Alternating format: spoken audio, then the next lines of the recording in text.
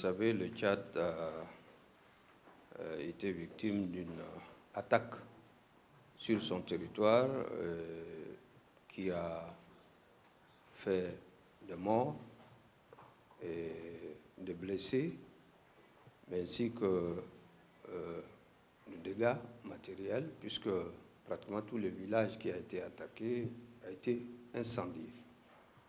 Et ça a été un choc pour l'ensemble du Tchad, puisque certains des soldats tchadiens qui ont été faits prisonniers ont été malheureusement froidement exécutés de l'autre côté de la frontière. Cet acte est d'une gravité extrême. C'est difficile de l'oublier. Nous sommes deux pays liés par la géographie, la culture et l'histoire, et nous sommes condamnés à vivre l'un à côté de l'autre. Et c'est pourquoi je pense de part et d'autre, conscient de notre responsabilité commune, le président centrafricain a dépêché une délégation de haut niveau conduite par Madame la ministre des Affaires étrangères et comprenant 2 autres ministres pour le Tchad.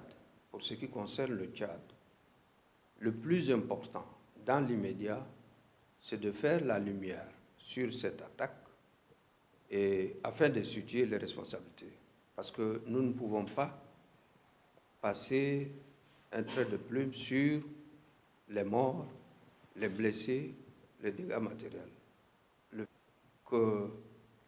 Puisque la Centrafrique a exprimé un peu sa surprise par rapport à cette attaque, ça veut dire que quelque part, il y a fort probablement des éléments qui veulent créer une situation de conflit entre les deux pays.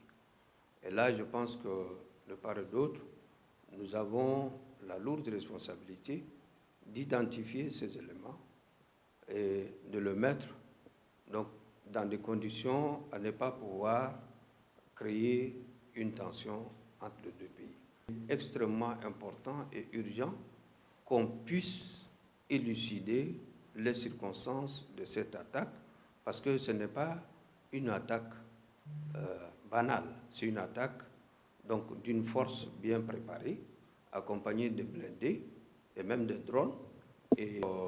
Mais toutefois, la volonté d'aller de l'avant et de préserver la paix et la stabilité entre les deux pays est ferme au plus haut niveau donc de nos deux États.